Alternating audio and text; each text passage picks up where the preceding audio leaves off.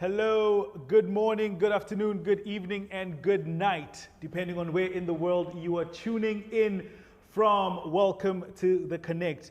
We're coming at you live from Mbap City, the cap city of the Kingdom of Eswatini. Thank you very much for joining us this evening. We understand you could have been anywhere in the World Wide Web, but you're here with us, and we appreciate that very much.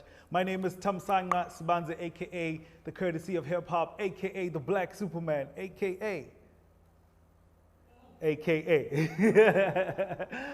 Oh, man. Thank you very much for also just adjusting with us this evening, because we have done a slight time switch. We're normally coming at you live at 9 in the morning, but today we switched it up and we're coming at you right now. I think this allows for a wider audience. A number of people have mentioned that the morning time was a little bit of a challenge because of work and other commitments, but then also it does give us audience with the rest of the world. So when you tune in, please let us know where in the world you're tuning in from, just so that we get an idea. We are inviting everybody to please join us in this here discussion. Throw your comments, questions, queries on the comment section below, and we will try to go through as many of them as we possibly can. So we will go straight to it, because we've got a lot to discuss here this evening. And like I said, we are inviting you to vibe with us. Gender-based violence is the topic that we're discussing here today, which is considered the most prevalent human rights violation globally. Here in the Kingdom of Eswatini, according to the Swaziland Action Group Against Abuse, also known as SWAGA, 1 in 3 girls in Eswatini is subject to a gender-based violence in the form of rape before the age of 18. Almost 48% of women report some sort of sexual violence being inflicted upon them, and intimate partners, that is husbands and boyfriends, are the most likely perpetrators of this sexual violence against women. The country also experiences a relatively high rate of child marriages, with 5% of girls being married before the age of 18. A report for All Africa stated that after the passing of the Sexual Offences and Domestic Violence Act, also known as SODOV Act, of 2018, a total of 2,068 cases of domestic violence were reported from August 2018 to March 2019. And in a country with 1.2 million people, that's extremely high. The realities here for women are often stark, particularly in rural communities. Here with me, or here with us this evening, we've got a panel that's going to be taking us through the different faces and the different ideas, the different concepts, and the different do's and don'ts, the different things that we need to be aware of around gender-based violence. Shelley? Hello everybody, and welcome to The Connect. Thank you for joining us this evening. You are obviously connected to us via Facebook. We are live also on YouTube and live streaming obviously to Instagram. So please share, invite your friends to the panel this evening so we can have this very hard but necessary discussion. We are never alone, as you know. We always have friends, family, experts to join us when we talk about all these important things, and this evening is not any different. So I'd like to start on the far end if we can, and introduce you to the lovely lady, Slindele Nkosi. She is obviously very well known in our local context. For those of you who are meeting her for the first time, here's a little bit of who Slindele is. I think you should do this, but I will, please. So Slindele has been very much involved with the organization that Curtis mentioned, which is Swaziland Action Group Against Abuse, also known as SWAGA, and was very involved in mobilizing resources for the organization, facilitating local corporate involvement in the SWAGA initiatives, and very pivotally strengthening national advocacy of the Sexual Offences and Domestic Violence Bill, which was successfully enacted as an act in June 2018. So very important milestone, and Slindele being part of that is something I'm sure you'll share with us, and we're going to ask a little bit more. Apart from that, and this was what really interests me, is you write speeches. I didn't know that about you. Yes, I do. Yes, I've been very involved in preparing and writing event speeches for different authorities, which include DPM's office, Deputy Prime Minister's office, of course. Always around also Women's Day, 16 Days Activism, International Human Rights Day, Day of the African Child, and Day of the Girl Child. And this obviously between the years 2016 and 2019. obviously compiled a number of reports. When you're in the NGO world, that's almost a default. Yeah, you do it. And also you've been involved in many local... Today you're on our couch, well, on our red chairs. Thank you for agreeing to be part of this, yes. You also run a consultancy firm called Yamanzi Psychology Services and have been practicing in private practice for over 13 years already. You also have assisted major companies in Eswatini and abroad on professional psychological and emotional support services. And your occupational history ranges from the UNDP in Pretoria, HIV counseling, West Koppies Psychiatric Institution, intern psychologist, Baylor College of Medicine, which we know also here is a landmark within our Eswatini nation, and the South African Military Health Services, but to name a few. Thank you very much for agreeing to be part of our panel this evening. Thank you so much. And of course, ladies and gents, I'm your co-host, Shelly B. Okay. So we have people entering in the room. Thank you very much for joining us. We've got Julie Thring, we've got Dudu. Thank you for joining us from Gaborone. Yael from Mbabane, Sue from the lovely Valley of Heaven, Ezulwini. And we've got Olga who comes to us from South Africa. Thank you. Please share that you are online with us so that many of you can join. We need to have this very important conversation this evening. Join us. So please share, please call your friends, ping them and tell them to come online this evening and join us for the conversation. Okay, so as people start to join, we will obviously invite everybody who is joining us to share your own thoughts, your own questions as we work through the topic. But perhaps to kickstart, ladies, when we say GBV, we obviously understand it means gender-based violence. But often what we go to is just women violence or domestic violence on women. Is that the definition of gender-based violence, or are we somehow missing a whole part of the story? Maybe if I can start with you, Ndo. Perfectly, absolutely. When we talk about GBV, especially with men, it's almost like, oh, the woman's thing. And it's such a huge misconception. And with Tamsanga's intro, with the SODV Act, again, it looked like it was attacking men. It was coming out to slash men, and unfortunately, that's not what it's like. It's for both genders. That's why it's gender, male, female. For your own info, men too are heavily sexually, financially, emotionally, psychologically, and any other way abused as well. Yeah. Thank you for bringing that out. I think that's an important one. Why is it so often, though, we tend to think women? Is it because women are most victims? Is it because the stats tend to lean towards women? Selena? Well, definitely, women are predominantly the victims of gender-based violence. I think the SODV Act was really important because it actually recognized that not just women are raped. It was the first legislation in Swaziland that did that, and said that we actually have male rape, which I think is a really important thing to talk about. I think that it is very stigmatized for men to discuss issues when they might have been sexually assaulted. There's obviously a lot of social pressure. And because when we're talking about gender-based violence, a lot of the time we're talking about toxic masculinity. And toxic masculinity is something that's really, really hard to address. And if you are a male victim of gender-based violence, toxic masculinity means you're much less likely to talk about it. And so while I think it's very important that we do talk about all the genders and how they suffer from gender-based violence, the fact of the matter is it is predominantly women. And that reason is because women are disenfranchised in so many ways. Absolutely. Slindele, you obviously have been at the heart, you know, within an organization that's been at the heart of facing these issues. We understand now just from the definitions that we're talking men, we're talking women, and also of all ages. So it's not only elderly, it's not adult, but it's also children. Tell us a little bit about how is it that we need to also remember that children are, when we say GBV, we also talk about children. Yeah, we live in a country where we don't, as adults, we don't discuss issues with children, but it's happening, it's out there, they see it. We need to involve them, we need to sit them down, tell them this is what is happening, so that when they grow up, they realize the effects, the importance of talking about issues as a whole, not just GBV, not just abuse, but let us talk about what is happening here at home. Let us not sweep it under the carpet. That's where everything starts. Go to the room, we want to speak as adults, but we're speaking about you, we're speaking about things that involve you. So come, let us embrace the nature or the culture of discussing things with our children, because it affects them.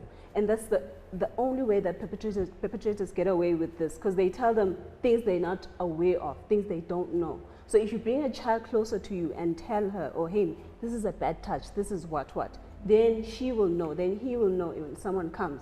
I'm doing this because I love you better. That's how they tell them. I'm going to show you how to love someone.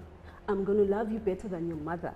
So let's keep this between us. So if it's a conversation that you have with your children every day, they know, oh, what Malume is saying is not true. What Auntie is saying is not true. It's not Malume's only. Aunties, gangas as well. They abuse children. So let us involve the children in everything that we do and say. That's so interesting, and I think it's coming to also some of the stats, which are really shocking. I want you to just share that with us again, courtesy, because for those who have just come in, I think it's just to be aware of what really we are talking to.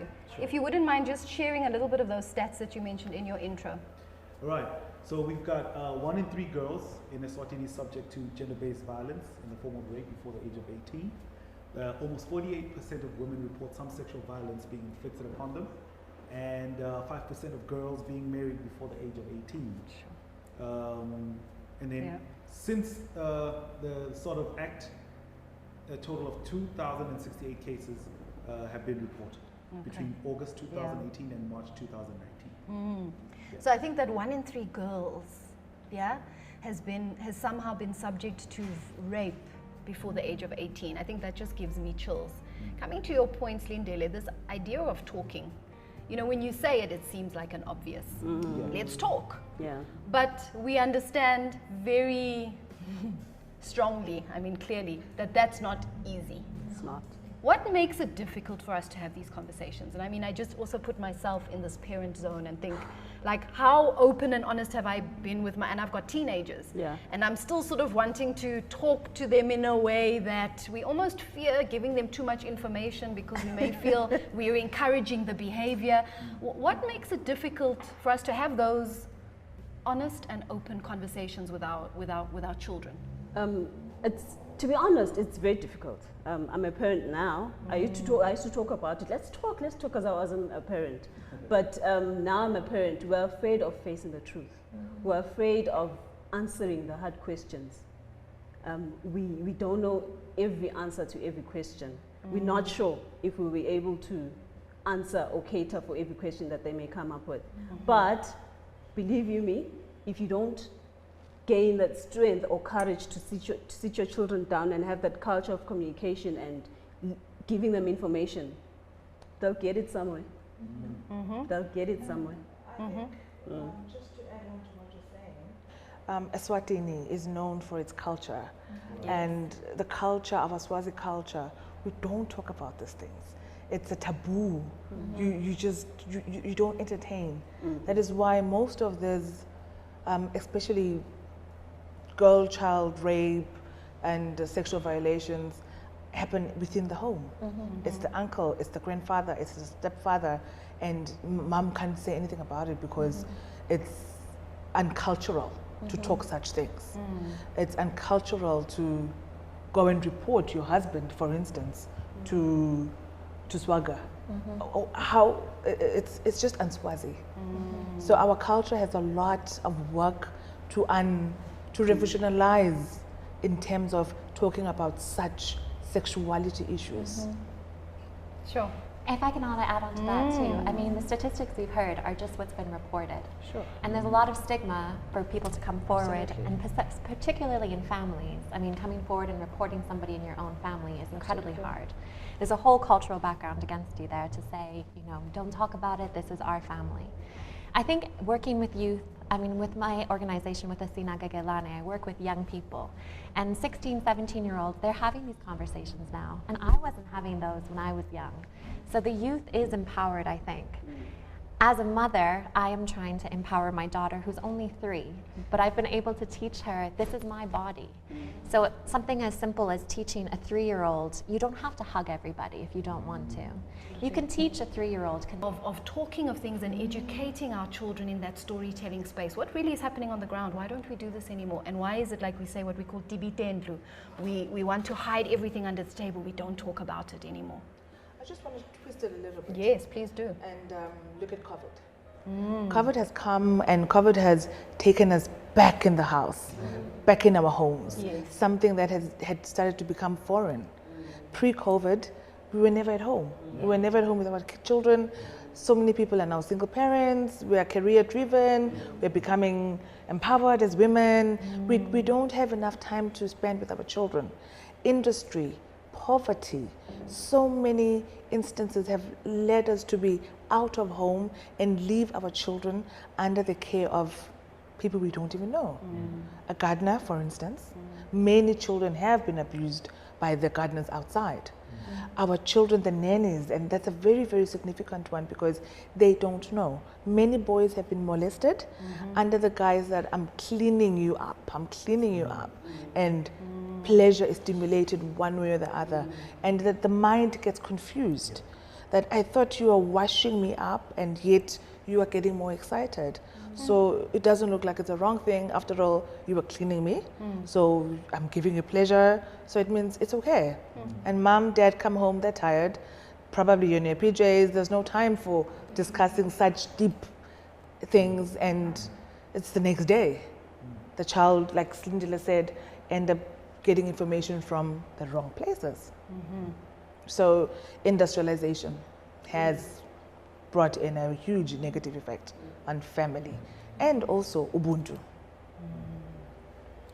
I'd like us to talk about this Ubuntu because I know it's a word we use often.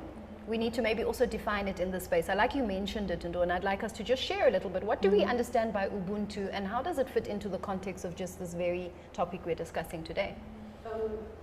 Slindele, go, and I'll come to. Ubuntu it fits very well with this, with the fact that it's not Ndo's problem, it's not Snee's problem, it's not Swaga's problem. It's everyone's problem. It's your problem. You hear your neighbor screaming. Don't shut the door and say, "Hey, I don't want to get into it." Ask, do something about it. That's Ubuntu. Not feel sorry. Yes, empathy and listen without judging. Ubuntu. Don't take it out and then go laugh about it elsewhere. That's Ubuntu. Sit down and try to get help. The problem is we want to help a person up to the end. You can never. As an institution, we don't.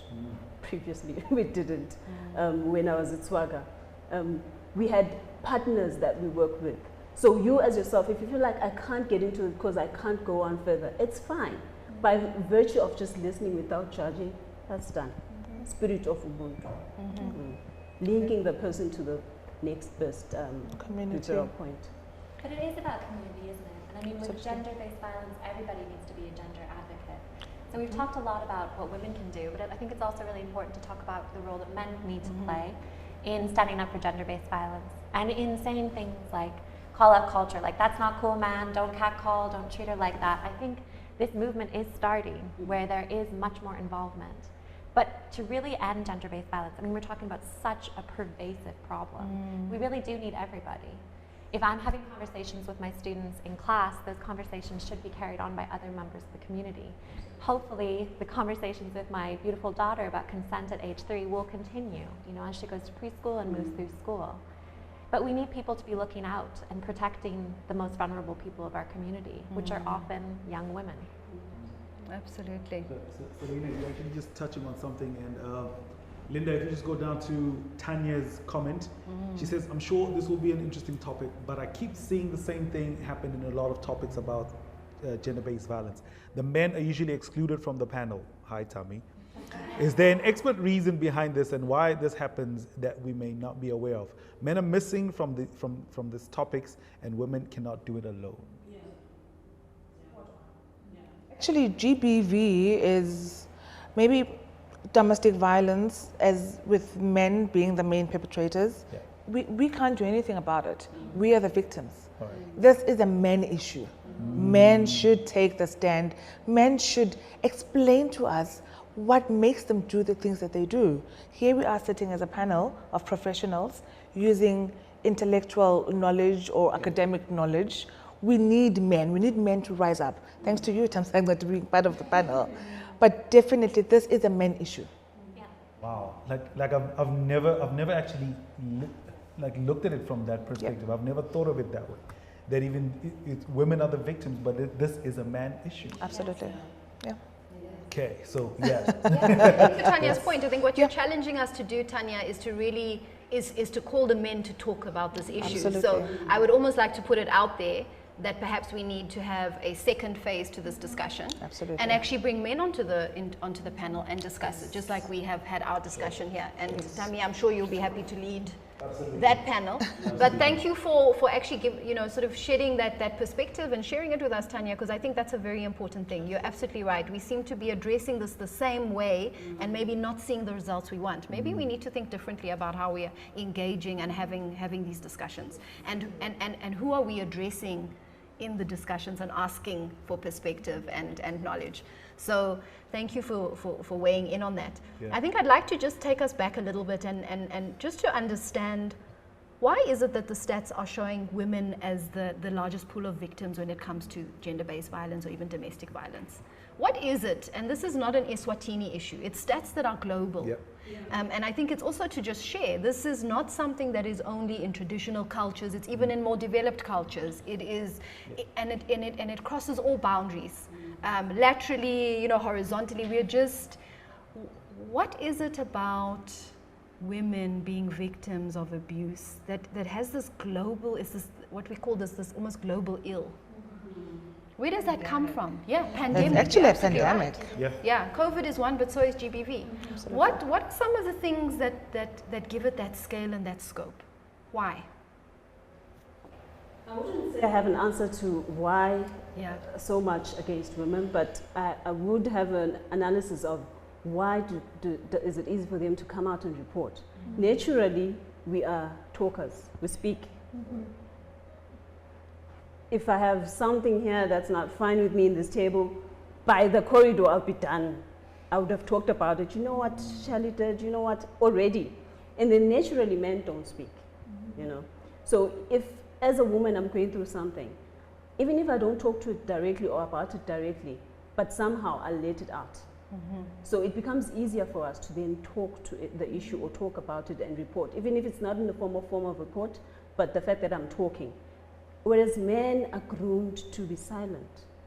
Mm-hmm. She mentioned it earlier, your masculinity doesn't allow you to allow the nation or the public to know of your pains or your sorrows or everything. You must be this big man, you're Mr. You're Mr. Africa, and look good. So you can't let out and show the public that you're dying inside. Mm-hmm. So naturally, and we discourage it completely, because then it comes out as a bomb at the end of the day. Mm-hmm. You hold it in, and by the time you let it out, you just disturb the whole globe. Yeah. Like this is actually interesting, because in some circles, this is part of the conversation that's being had, that we need to redefine what masculinity is. Mm-hmm. And the fact that we're just from our basic makeup, we're emotional beings. So if you're not able to express your emotions, that means there's a part of you that's being blocked, that's being locked away. So, yeah. Tammy, from what you're saying now, I thought just came through that, well, for married couples, sex is supposed to be a pleasurable thing. Yeah. And then why do men see this thing as a punishment? How could you feel pleasure by suppressing somebody, letting somebody cry, scream, and you derive pleasure from that? Where did that craziness come from? I think we could have used beating or something else, but sex, something pleasurable, something beautiful, to destroy my life? Why? I would love to evoke some from our viewers. Why choose that if there's so many other ways to punish us? I'd love to know that part. I mean, rape is also used as a tactic of war. I mean, we recently, on June 19th, we had the International Day for the Elimination of Sexual Violence and Conflict. And often soldiers will use rape as an opportunity to decimate communities, because it's humiliating. It destroys families, it tears people apart. And so often when rape is used as a punishment, it's an act of aggression, it's an act of anger, of domination. And I think that the reason that it happens a lot is because we talk a lot about the patriarchy and how women are victims of the patriarchy, but men are victims of the patriarchy too. because they're being told their whole lives they have to be, like you say, this tough guy, they have to act in a particular way, and they can't express themselves, they're filled with rage. I'm not excusing any act of gender-based violence by saying that, but I think it's definitely a contributing factor. One of the best things that we did at Waterford with Asina Gagelane is we had a men's week, and we had all of our male young students come up and talk about what healthy masculinity meant to them, what it meant to support the women in their lives, what it meant to be a good brother or, you know, a good friend, and actually have men having conversations with other men, because as you said, men don't often talk. Men's mental health is a huge problem. There's a lot of silence from that particular gender. And I think if we do want to end gender-based violence, that needs to be something that men take on. They are honest with each other and that they're honest with themselves. I love that idea of men being honest with each other and honest with themselves. So Yael Uzantida, who's actually online with us this evening, she shared a very interesting sort of study that was done around psychology and with rearing young boys to be men. And obviously I'm going to paraphrase this, but basically what was so interesting about what she shared is there's a shift in the way in which we should be raising young boys. We often tell them, don't cry. You know, at the first sign of any sort of emotional, which is related to tears or anything, no, keep it in, don't cry. You know, men don't cry, men are strong, men. So what we're doing is we're actually telling people, or boys who are later to be men, don't be vulnerable. Don't show any form of weakness. Be hard, be strong, be domineering. And so we don't actually realize what we are perpetuating in the mind, because remember, the belief is what drives the behavior. So there's a belief that I am strong, I must take control, I must be the provider, I must do, and if I don't get my way. And what happens is, because we are not aligned with our feelings, it then turns to anger, abuse, violence. Absolutely. I don't know what's going on in me, I need to take it out, I need to do something with it. And so if we rewind the tape and we say, okay, how are we socializing and rearing our young boys? Absolutely. Because you're right, it's both sides of the scale that we're talking to. Could that potentially actually end up being different? Could we read different stories, different statistics? So I thought that was quite, I even went home and sort of shared it with, is why do we do that? Why do we say, guys, be strong and, you know, don't show any emotion, don't cry, don't, you know, and I think it's something we probably have just copy paste. We saw it being done, we've heard it being done, and so we do it. But it's also so reinforced by the media. I mean, look at what the media puts out about how men should act, right? Look at the television programs, listen to the music, right? Where you're listening to, can I swear? This is open and honest conversation.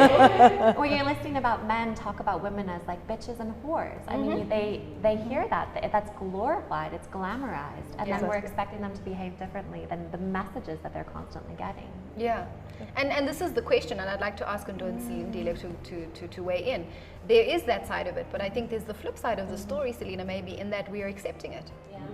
Because I think if we were like, hell to the no, don't refer to me with any B word unless it's beautiful. Exactly. Okay, or badass maybe. You know what I mean? We also receive that, and you know, so we're fighting against something that we're also feeding. We're feeding this monster. Why do we do that? Why is it so difficult for us to actually also take a stand as women against these type of things? You know, back to enculturation, and then getting a bit into psychology. We are wired to be more on the, we are perceived to be wired on, to be on the submissive level, biblically even, you know, one of those special verses that every wedding must have. Woman, submit to your husband, men, love your wife. And already that enculturation, whether it's religion or culture, already dictates what type of life it's going to, And now with all this revolution, all these great things that have come up, women empowerment especially. Now men are finding themselves under the women and they feel emasculated. They don't feel like men anymore because the woman is now taking my role and I now have to become the mom, swapping roles. So it is, most of the time it is frustration because they don't feel they're men enough. And the only way to be men enough to raise a voice, to put a fist, to sexually abuse, then you feel strong enough. Because there you have physical power. And yet maybe the lady, your wife, your spouse has financial power, which is something that is not known, which is now slowly coming up. And when I look at behavior change programs, with COVID, it didn't take us hardly a month. Everyone globally is wearing a face mask. We were told wear a mask and that's it. Sure. Look at HIV. We are still battling with HIV. Yeah. Behavior change programs are not put in place. Use a condom, still people do not use condoms. So I feel we can come together, be as aggressive as this COVID that took us by storm, and be aligned. You know, in the way we are presenting the communication. Yeah. So this is just reaching out to behavior change agencies to say that when you put together the campaigns, take that into consideration. They really need to take that into consideration. In our social media, for instance, we have a Pastor Bake, who has been hammered, ridiculed, stigmatized for washing dishes, posting himself as a pastor for washing dishes, for carrying the babies, and people even go to the point of probably your wife bewitched you. What kind of men are you? There's so much attack. So we need more of those men, and recently I think we saw our Deputy Prime Minister doing the same, what you're saying, because he was the DPM and it looked like, oh, okay, then it means. So definitely we need more empowered men, more men with influence to take this on, to make it easier for our children to have proper role models. I love that idea, actually. Just flip it on its head. Like, really, let's do that. Let's ruffle the feathers for a change. But I want to come back to this idea. What we said is we have this sort of role, where there's a certain dominance that we experienced. And, I think you mentioned, Selena, about women being disenfranchised in many different ways. And I'd like us to evolve a little bit. How is it that men have been disenfranchised? But I think there's also a real call, Ndo, based on what you're saying, is that we really need to understand what it is that we're saying. And what's said in the Bible is not how we interpret it. I think we do that to suit our own realities, because we want to have dominance. There have to be people that are dominant, so there has to be a follower and there has to be a leader. And so we play these roles to kind of rationalize what it is we're doing. Oh no, it says it in the Bible. I think that's the place we need to check. Have we interpreted it correctly? Because I think what we could be risking is really actually misinterpreting and doing harm. To what it is that we're saying. So I'd like us to be challenged there, and I think there's a real responsibility for leaders who are preaching to really check it, because you're right, you hear it at every wedding. I think I even rolled my eyes when that thing came, because I was like, I know exactly what we're thinking. And I sort of turned to my husband and said, don't even think about it. Okay, submission is not grovel. It is not I am weaker. It is we are co-hosts, but there obviously needs to be a dynamic that allows us to lead and follow, and that dynamic can change.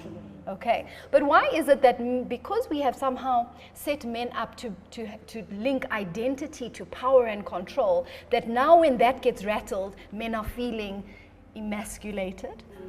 Where does that come from? And maybe just share with us a little bit how it is that maybe traditionally things have been, and why now, as we rattle the box and ruffle the feathers, things seem to be falling apart. I think Tommy can answer that, because I don't know what happens to them. But what I'm viewing and seeing is there's a competition now. I actually wanted to flip it around. How best can we end this competition between genders? We joke about it on social media. This gender has done this gender, and we laugh, ha ha ha. But we need to live harmoniously at the end of the day. It's created by all these things that are happening. What you're talking about, the answer that you want from us right now, which I can't answer, but what is it that we need to do? How can we live in harmony now, moving forward? Let us fight this. Let us not fight each other. We are shooting the gun in the wrong place, but let us shoot it and point it at GBV, not at each other. So let's I don't know, we're just fighting. No, Slindele is actually very right, because I think I've picked up on that trend as well, and we might have spoken about it a while ago, that it's now an issue of us versus them, versus us versus the issue. You know what I mean? And there's nothing that's being won at the end of the day. Because we just end up just being at each other's throats, and then men walk away and saying "Nyababona," and women walk away saying "Vele, they're like that." You know what I mean? And then there's no progress in that kind of approach. But going back to what you said earlier on, Shirley, we behave according to our beliefs. So it's the beliefs that need to be checked. It's the beliefs that really, really need to be put under the microscope and checked. Some of these beliefs might have helped us at a certain point in time in our evolution as a people, as a nation, but the question is, are they serving us right now? And when you look at the way things are happening, I doubt that very much. So that's why we actually need to go back and interrogate our beliefs and then actually start putting into place systems and mechanics that will help us to start changing beliefs without losing our identity and all of that. I think that's the reason why we were with the SOTV advocacy. We had to touch base with the chiefs, you know, your cultural people, to understand what then did you use before.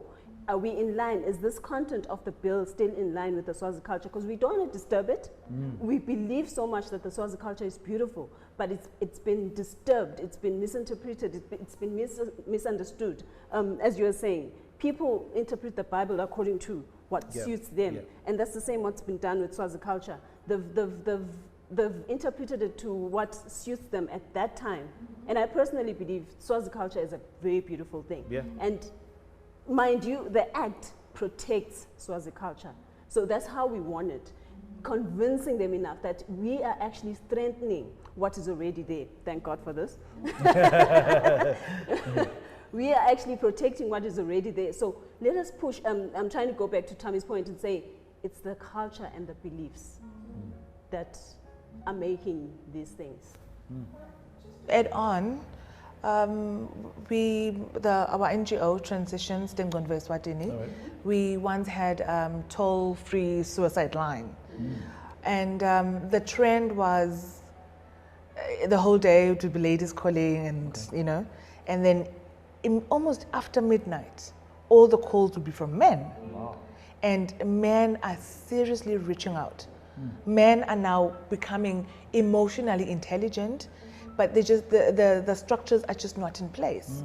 So whosoever is trying to bring up programs, and I think part of this purpose, men do want help.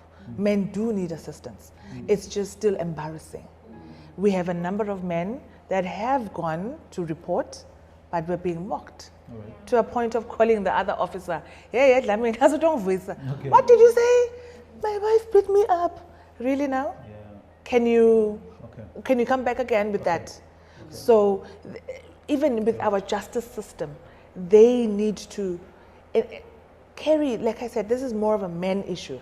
They need to consider the men too and not make it look like we're attacking the men, They will obviously be defensive. So we need to work with them.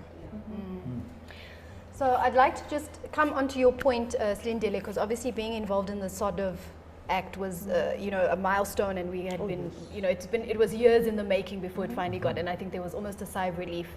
You're saying it is to protect culture, and I think that's a very interesting point you make, but obviously within some of those cultural practices, there were certain behaviors that were no longer serving us.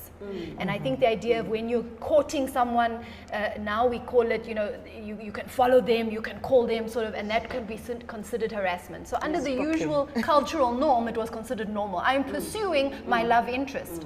But how it was playing out was that all of a sudden you're being stalked, someone is harassing you, you're not feeling safe to leave your home. Wherever you go, this person is there and insisting to have your attention. So that must have obviously been a very sensitive line to draw. And obviously the question needs to be asked, is this behavior serving us as we move forward? Not anymore. And that's what the sort of bill was able to say, is let's take out from it what you can pursue your love interest, but not in a way that touches on their dignity and their own rights, their own human rights. We had to explain it like thoroughly, that what your forefathers did and how they courted your grandparents or your grandmothers is different from how your boyfriends are courting you now. Your forefathers had respect, which we're lacking now for each other. They understood, which we're lacking now.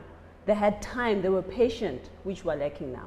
So my grandfather would go after my grandmother with respect and understanding and patience and get away, and he would. But right now, if no one gets you, I mean, if I don't get you, no one will. That's it. We're no longer patient. Our guys are no longer respectful. Our guys are no longer don't understand. Like, I don't want you, and that's it. So it has become a stalking. We had to come to a point where we actually say, what is the clause, by the way? Oh my God, I'm exposing myself. Illegal stalking? Yes. Unlawful stalking. Unlawful stalking. Yet stalking in general is unlawful. Yeah. So you can't say illegal, illegal. Yeah. So there's stalking and then there's unlawful stalking. No, it doesn't make sense. Stalking is just unlawful. wrong. Yeah, it's know. wrong. So when we said unlawful stalking, we were trying to protect the act of courting. You can go after Ndo for 4 months, as long as Ndo is happy for you to go after her. She's enjoying your chocolates, your KFC, your calls, your SMSs, your free airtime. It's nice. But as long as Ndo says, now please stop, Tammy, I'm no longer comfortable with you calling me at midnight, Tammy should stop. And if Tammy continues after Ndo has said that, then it's stalking. It counts as stalking. When you go to the police station, I'll continue with you. When Ndo goes to the police station to report Tammy, he's been after me for the past 4 months, but now I've told him to stop, but he's continued. You're not getting Tammy arrested. All you're saying to the police station, if I disappear or vanish, Tammy is the first suspect. Sure, that's a very thin line though, Slindele. Often I wonder if it's late, and I think we're going to also delve into what could potentially be the experiences that some of our victims are having in our police system. You know, are we more helpful, or is there, you know, some real hurt that's happening there? But I'd like to go to the screen, if we may, and just share some of the comments coming through. So Tanya again has a very good point. She's saying, I've noted that there are different types of GBV. We seem to be talking about one that occurs in intimate relationships, and hence the discussion around the swapping of roles and feeling emasculated, excuse me. What about instances where women are attacked by strangers, for example at the taxi rank, where women are being raped while going to buy bread, or what would be your expert opinion on this? So if we take it out of kind of this intimate context, what about being just accosted, harassed, in worst cases raped, attacked in public spaces, when you're walking home? You know, where does that fall? Going back again to, I think it's culture or the way we do things. Yep. You know, somebody would be sexually harassed, maybe, in the taxi rank. The first thing is, what were you wearing? Yeah. What were you showing? What were you exposing? What did you do to trigger the man to want to do this to you? Were you drunk? Were you out at night? And then it always comes back as if I was wrong, therefore I deserved whatever was done unto me. And yet we have a right to wear anything we want to wear. We have a right to go partying if we want to go party. It doesn't give anyone any power that now that she's drunk, I can take advantage of her. And I know, thanks to Tanya, that we are trying to get away from just the relationships. But also the mentality where we grew up from is that ngam lobola, I paid lobola, so she's my property. And these kids are growing up knowing that a woman is your property because you've paid cows for her. And therefore she must do anything and everything, she's your object. Hence then they find themselves doing all of these barbaric behaviors anywhere and anyhow. Yeah. So lobola is one practice, you're absolutely right, where we sort of buy our bride.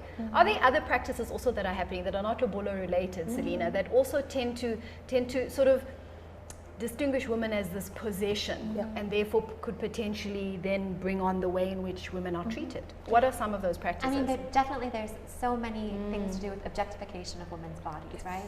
And like Ndo was talking about with the sexualization of bodies, about what you're wearing, with victim blaming. This is a really, really damaging cultural practice where you're saying that it's the woman's fault if she gets raped. Whereas we're not putting the responsibility where it lies, right? Objectification also means that women's bodies are not treated with the same respect as male bodies. So there's a theory about how the way that women's bodies are conceived is that they're vulnerable and they can be smashed into. There's a quality about them where their lives aren't as grievable. We wouldn't mourn their lives as much as we would mourn the lives of men. There's cultural norms, and I mean, I'm from Canada, so I'm speaking from quite a North American context here, but the idea that women are inferior and that men are the dominant ones, this is the most damaging thing. In order to end GBV, you need to eradicate gender norms. Absolutely. You need to work on empowering women Absolutely. to give them more power, particularly when violence isn't just physical. There's structural violence, which is to do with economics. If a woman is being abused, she doesn't have the economic capacity to escape an abusive relationship. She doesn't trust the police. She can't come forward. There's many barriers that women face that men just don't. And so it's all, you know, changing gender norms, but also we have to change society and some structures. We have to make it so that women do feel empowered to come forward, and that if she gets raped at a bus stop, if someone sees, they're going to stop it. We need to empower bystanders too. Yeah. We need to get the whole community to consider this. It's not a men's issue, it's not a women's issue, it's an everybody issue. No, I like that. And I think the one thing that we could learn also from what's happening around the world, and I just want to segue but very briefly into sort of the George Floyd issue, is how people standing around are also liable for the crime being committed. And I think that's a very big stand that is being set, because very often we are quiet. And so now what laws like that do is they say, if you know and you chose to do nothing, you're guilty. And I think empowering is also allowing us to firstly be aware that, I actually have a role to play in this. Doesn't matter what's happening. I'm partly either causing the issue because I'm being quiet and turning a blind eye, or I need to respond, react, report, do something so that there's a response. Let's talk about some of these responses. So obviously you lovely ladies are involved in your own realms in you know, creating response mechanism, empowering people, sharing information, abuse. So what happens in those spaces, and what are we seeing? What are some of the cases that we've witnessed and seen that are not necessarily physical, but there is abuse? And what are sort of maybe what are the response mechanisms? So at Waterford, what we do is we have a lot of really uncomfortable conversations, right? Many. And we talk a lot about beliefs, but we also talk a lot about habits. And sometimes you can have a habit and you don't even realize that you have it. So something like microaggressions towards women, which are just small things that people say, they don't even realize that they're saying. Give us some examples, Selena. So if you would say, oh, you girls are just gossiping, versus like you couldn't be talking about something important, right? Just diminishing women in a small way, or asking somebody like, where are you really from, right? Because you can't possibly be from the place you say you are, as an example of like a racial microaggression. So we talk about these things a lot, and we try to understand by asking questions, right? Why is it that you think that, right? I found as somebody, I mean, I've had much horrible jokes and catcalls and things directed at me as a woman, as I'm sure many women have. One of the best strategies that I've had is if someone said a sexist joke to me, I've said, I don't understand that joke. Can you explain it to me? And then watching them try to explain why it might possibly be funny realizes that they realize, actually, this is a horrible thing that I've just said to you. One of my bosses, when I was working in waitressing, told me I should be a sex phone operator, and then he started laughing. And I said, I'm sorry, I don't understand. Why is it funny? And he just, you know, completely backtracked. So I think, like you say, talking at people doesn't necessarily work. Asking people questions, listening to what they're saying, trying to understand it, and then trying to sort of guide them to discover it by themselves, I think is really a good strategy. Okay, that's a nice one. Can we turn to the screen? We've got Julie Thring who's sending a message to us. A big issue, and one that needs to be addressed, is the problem we have in Eswatini of not going to the authorities, but rather saying that we should keep the problem at home and go to the elders or older family members to talk about it and solve the problem. I think of a case where a father threatened his child and gave her a disturbing visual of what he was going to do to her if she reported to the police, and the extended family said they should rather have a home discussion. The perpetrator has not changed because all he gets is a slap on the wrist. The elders are not equipped to deal with these issues. Is it about an issue of not being equipped, or is it a choice that's being made? Or wanting to shove it under the mat, as we say? Most people view abuse as an embarrassment, especially sexual abuse, rape. Is that true, Slindele? Can we say really that we understand that this is an embarrassment or something that is negative in our space? It's heavy. It's heavy because either way of how I respond to it, it's a personal thing to the family. I can't say it's not embarrassment, but it depends on how it came about. if my brother slept with my child or raped my child, I love my brother, but I love my child. I don't want any of them to be exposed, but I need my child to be helped, God forbid. Yeah? I don't want my brother to go to jail. So we are this elite family. If it comes out, then, oh, look at them. They act united and strong. They seem to have it all together, but now look. So there are so many issues that make people sweep things under the carpet. Yes, some it's ignorance, some people don't know. Then some people look at the public, what will they say? So let's shut it down, you'll get over it. Sure. So it's almost self-preservation, hey? We have this image, we represent something in society, and so we can't expose these things. So what does that say? Can we say that there are possibly many cases where women are being raped by high-profile people and we don't even know about it? Yes. And Reports is something else, but unreported cases are so many. There's a lot of them that are not being reported. Taking me back to one case I had where this lady expressed her disappointment with her own body. That, you know, this person was raping me. It was first painful, but I started enjoying it, and it was rape. So how can I report something that I enjoyed? Because your body, your genitals lubricated, and it made it easier. I'm sure he was, well, probably doing it right, but it was rape. So she found herself, her body responding. And yes, exactly. And then it goes back to the point of getting counseling, the importance of seeking counseling and getting psychological help. Because at the end of the day, you end up blaming yourself. Oh, maybe I shouldn't have walked at night. Maybe I shouldn't have worn that short skirt. Maybe I shouldn't have sat next to him, you know, and attracted myself and, you know, to him. So when you get counseling, you get to a point where you say, no, it's not supposed to have happened. Exactly. You know, and then you forgive yourself. Because most survivors or victims, they blame themselves and forgive the perpetrator. Yeah.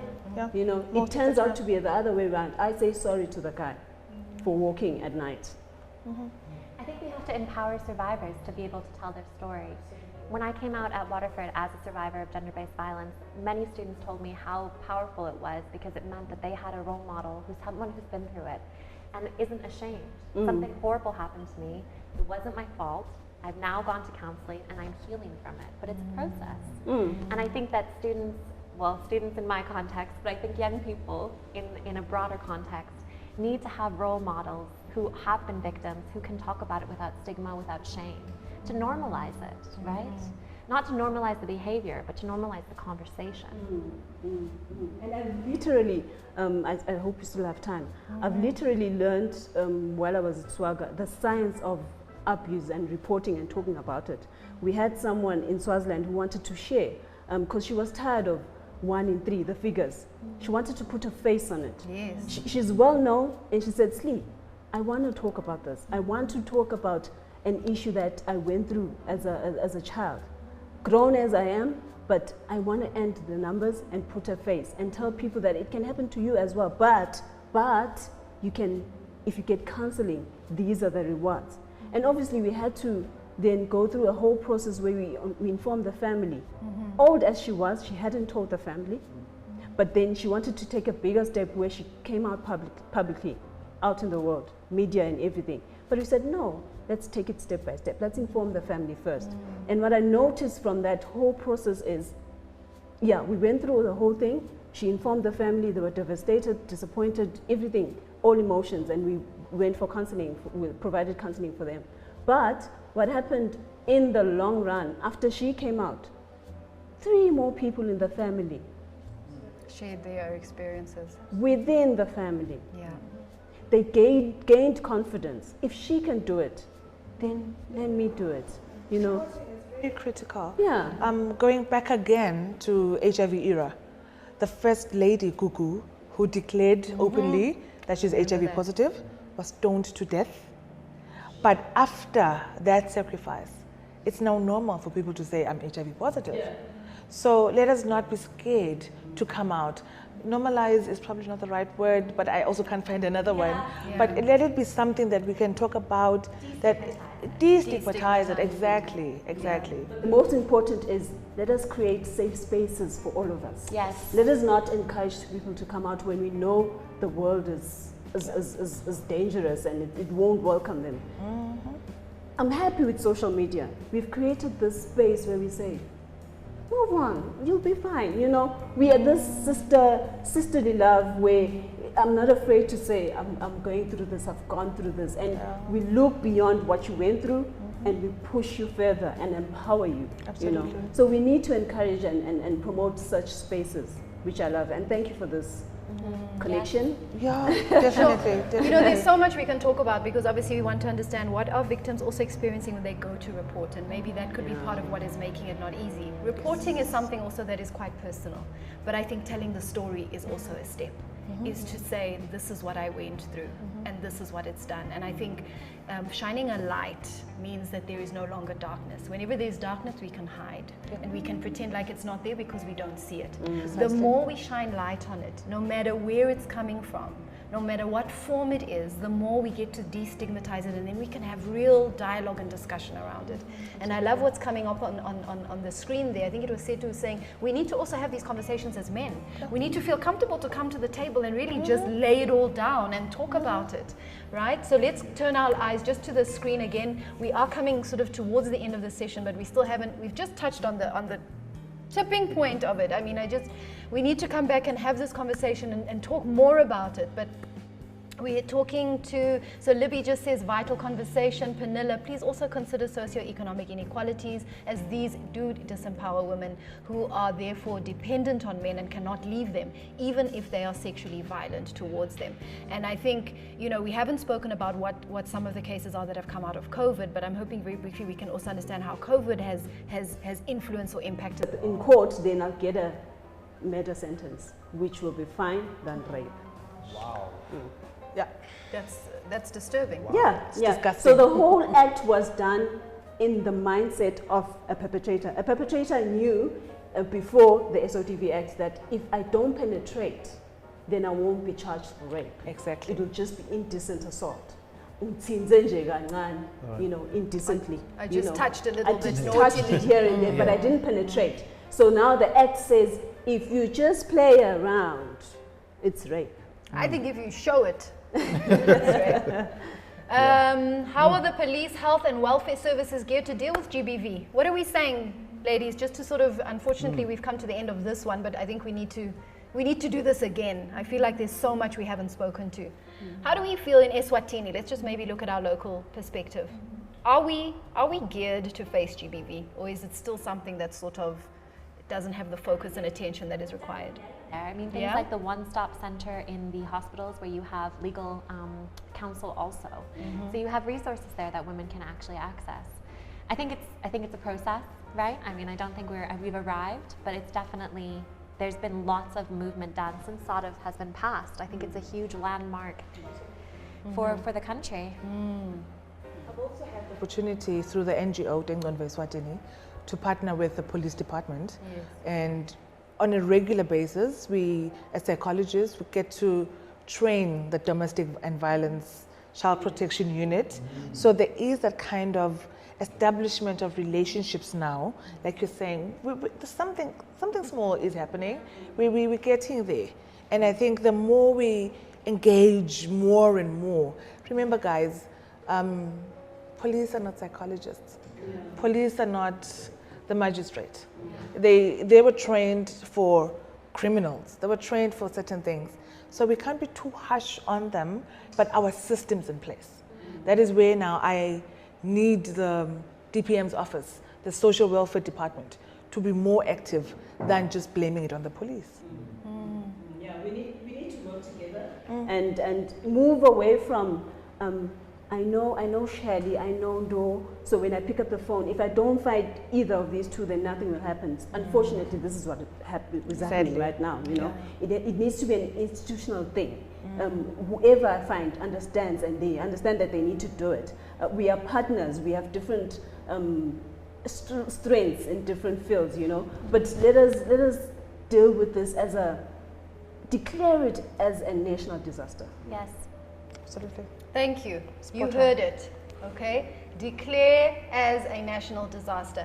Ladies, I'm so sorry, ladies and gents who are on the screen, we are coming sort of to the end of this discussion, but we want to keep your comments and refer to them. But I think just as a closing, and I would like to say call to action. What is it that we want to see? And I think we need to be directive, because it's like you were saying, Ndo, they said wear masks, we wore masks. Why are we so reluctant and still trying to be PR about this thing of GBV? Can we say no more? It's time to change. No more. Can we be that bold? And I would ask that we really are bold. And I'd also like to the camera, call on everybody. It's my problem. It's not just Ndo's problem. It's not Slindele's problem. It's not Selena's problem. It is mine and your problem, each and every one of us, to play a part here. We need to be bold. We call on the brave, right? The rebels, but the agents of change. People are willing to do this. I'd like you, please, to encourage us as civil society, anyone who's listening and who will listen even when it's not live. What is it that each and every one of us can do, starting today, when we talk GBV? Very practically. May I start with you, Slindele? Yeah. Play your part, little as it is. Listen without judging. Love that. Don't be afraid to have conversations. Don't think that because it's distasteful doesn't mean that you don't have to talk about it. It is everybody's responsibility. Absolutely. Mine is love yourself. Love yourself, love your body, respect yourself, have values, have morals, and respect the next person. Could be your mom, could be your sister, could be your cousin, it could be anyone else. So if it's not about you, learn to love the next person. Thank you very much, ladies, for what you've brought to the discussion today. With this, we are not done with it. I feel like this is going to be a long discussion, and we're going to get more and more open and honest about it. But I thank you for being with us for this part of the discussion, and it shall continue. Thank you very much. Thank you. My message is this: believe when the story is being told. Believe the story. Too often we don't believe. We try to ask, oh, really? Are you sure? Did they really touch you there? Was that really what happened? And I think often it's because it's disturbing us that the story is making us feel uncomfortable, that we're trying to hop and skip around it. If it's your child, if it's your friend, if it's anybody who says to you, this is what has happened, believe the story and take it from there. Anything you want to say, Tammy, before we close off this particular topic? This is just giving me so much to think about, and so like we just need to act. We just need to act. So much has been said, we just need to act. I saw Ray, D, and Manova, Mabuza, we're actually just saying, you know what, we also need men to take part in these conversations, and I think that's exactly where we need to go to next, and then just have a discussion with men in terms of what do we need to do, what must we do from here going forward, because like I said, so much has been said. We just now need to act. We just now need to start doing. And we appreciate you guys very much for joining us this evening. Selu, Lamini, Rally D. I see that you guys are actually already having a discussion amongst yourselves in the comment section. Amazing. And that's beautiful.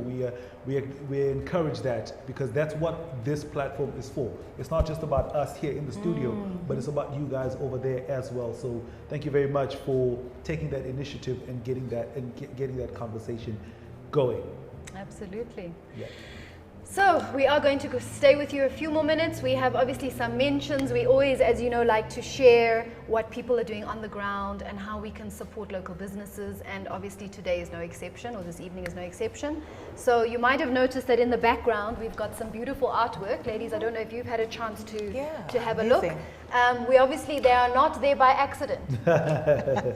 Tammy, will you share who is the brilliance and talent behind what we see? Absolutely. So the artwork that's sitting behind us is by a fine artist by the name Honest Lihle Mtanga. A brother that we've all watched grow in this industry. He has basically broken barriers and set a new standard for what it means to be a fine artist in the Kingdom of Eswatini and beyond. His notable career moments include Eswatini's record holder for highest and most auctioned painter, of course, first and only painter to grace the MTN Bushfire main stage. He's been doing so many amazing things. Part of his solo exhibitions include Expressions, which was in 2015, Embrace 2016, and Back to the Future at Alliance Francaise, which was in 2020.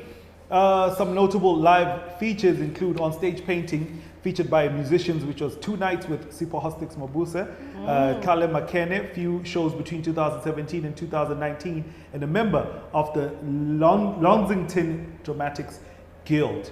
Additional skills, he is a freelance teacher and a curator, and you can catch him on +268 765 46913 or honest.mhlanga87@gmail.com. Okay. We appreciate you very much, brother. So the business, interesting yes. thing, he's actually in the building as we speak, guarding there. his paintings. He doesn't trust us. Guarding his paintings. But yeah, we appreciate you very much, and we wish you nothing but the best in your future endeavors. Thank you, and we'll obviously share those details with you. There's a very special, I think there's a collection of sketches that you're doing, Honest. Just turn your attention to the one in the corner, very, very interesting, and I think that on its own can spark huge discussion. So watch the space. Yes, and obviously we have invited you here. We are not sending you home empty-stomached, okay? We like to schmooze our guests, and we do that with beautiful eats and treats from people who are doing fantastic things on the ground. And we are so humbled by the wonderful reception we've had, and when we call and we say, hey guys, we've got the show, they're like, oh yes, we'd love to provide you with snacks and eats. So today we have 2 that are featured, and we'll be able to enjoy the eats after this.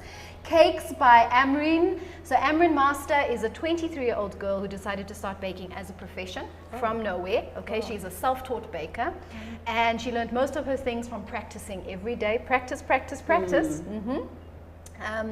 And also the willingness to learn. So she picked up this business, or started this business about 6 months ago, and the way it's grown is actually through referral. So hopefully after tonight, if you love what you're eating, you'll refer her, and so it happens. So she said she'd just like to say thank you to Shins.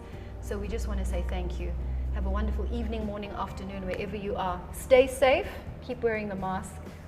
We have a treat this evening, so to close off, we are going to hand over to the courtesy of hip hop, who is going to close off this topic for us this evening with a spoken word.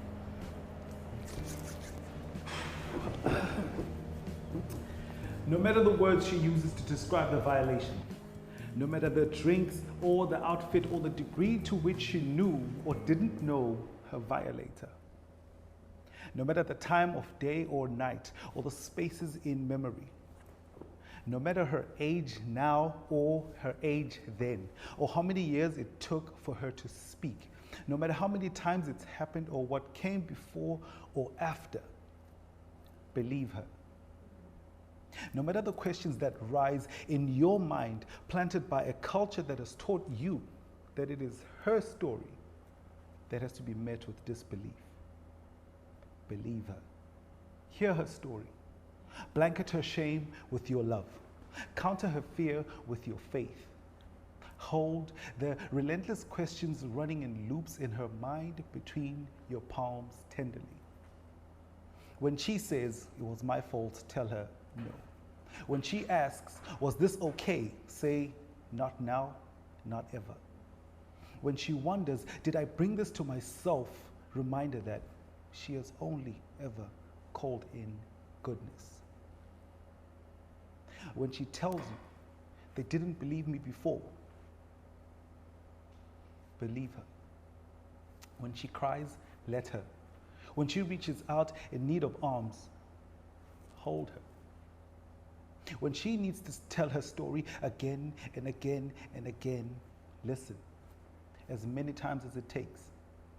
When it takes longer than you expected for her to heal, be infinitely patient. When that healing looks nothing like they told you it would, find every dictionary in your house, cross out the definition they gave you, allow her to write in her own words. Be sure to use pencil so she can change it as often as she needs to. When her body feels unsafe on the street or in the coffee shop or at the grocery store, or walk closely beside her, ask if she would like for you to hold her hand. Shield her energy with your own. Don't let go. When she's afraid of the dark, keep the lights on. When you're not sure how to proceed, ask her. When she answers, pay close attention. When the roles change, accept them. When a woman tells you she was violated, believe her. And don't just only believe her, say so. Don't just think it. Don't just feel it. Speak the words to her out loud right now, as many times as it takes, over and over and over again, in words, in writing, with your body, with the way you look at her, in public, on social media, at the hospital, at the police station, in court, at the bar, on the street corner, in your outside voice where other people can hear, in as many different languages as you can memorize.